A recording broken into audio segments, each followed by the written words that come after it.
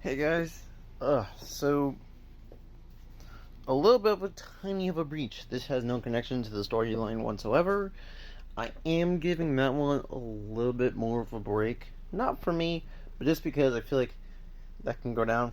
Also, is also because since I am trying to pick the right teams of heroes, I do got a few teams that are going to be a part of this. You already know Vine is going to be in there because she has a connection to Darkon. So obviously she's going to be there. But we're going to have a few new heroes in there. Well, not new heroes, but heroes for you guys. But I figured out, do a little backstory since you guys haven't gotten those in a while. So let's do it. Okay, the backstory of today is no other than a few things because they're going to be incredibly short.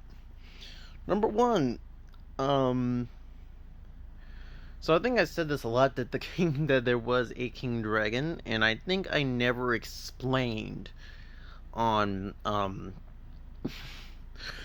if the king dragon did pick a host before, and I definitely did not. I definitely forgot about that. I definitely forgot about mentioning that at all. So yeah, I'm here to tell you now. So during the time that Crimson Thunder was going around finding all these different Dragators and stuff, we did find the King Dragators as well, human host, and so that means he was also being the king of Dragators.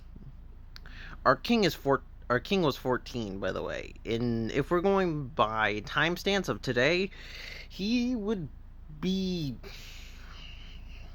Let's see. I'm trying to think here.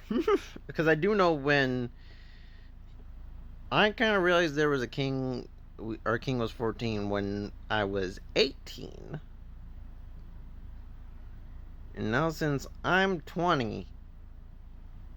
No, I'm gonna let you guys figure out that math for yourself. A little bit of history lessons for you guys to go figure out. But yeah, his powers are pretty much no. He has the power of golden flame, they're called king flames, able to emit them and control them by will. Also, he has a little bit of like a flame crown on his head.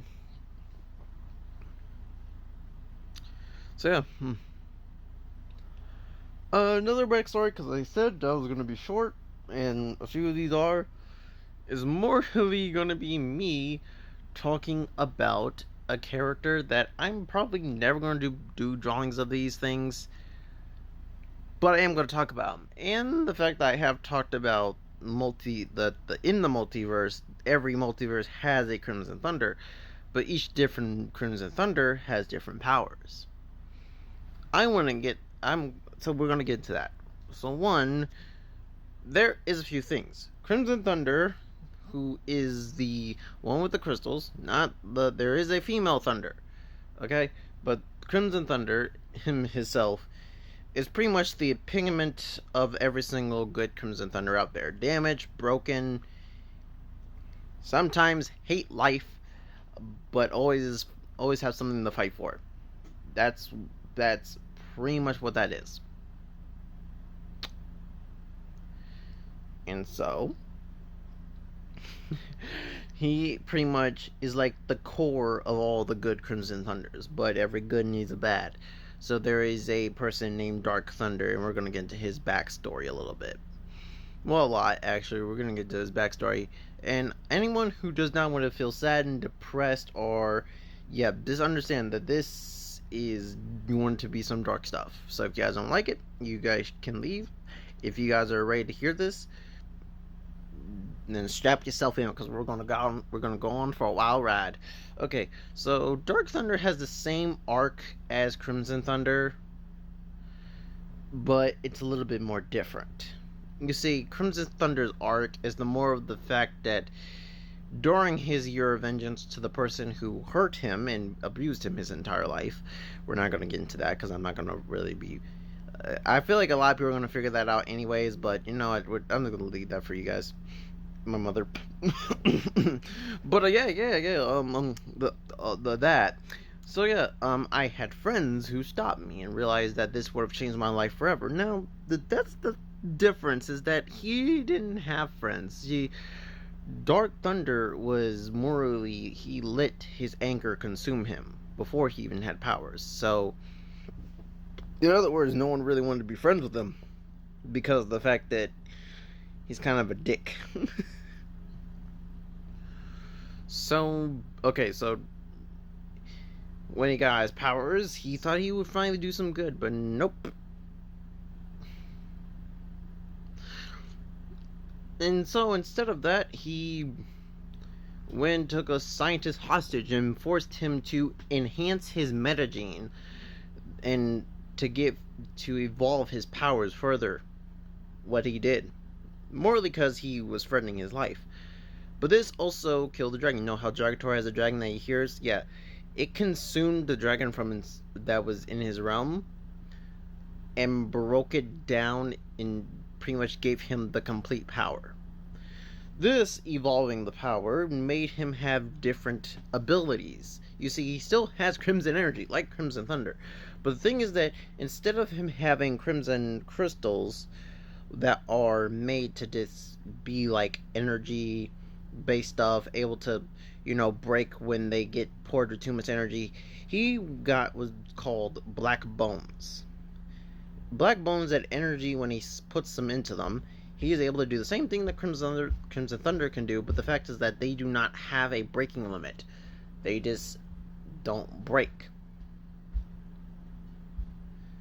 And so Dark Thunder became one of the evilest villains in that entirety of the multiverse, becoming the epitome of every single dark multiverse version of Crimson Thunder.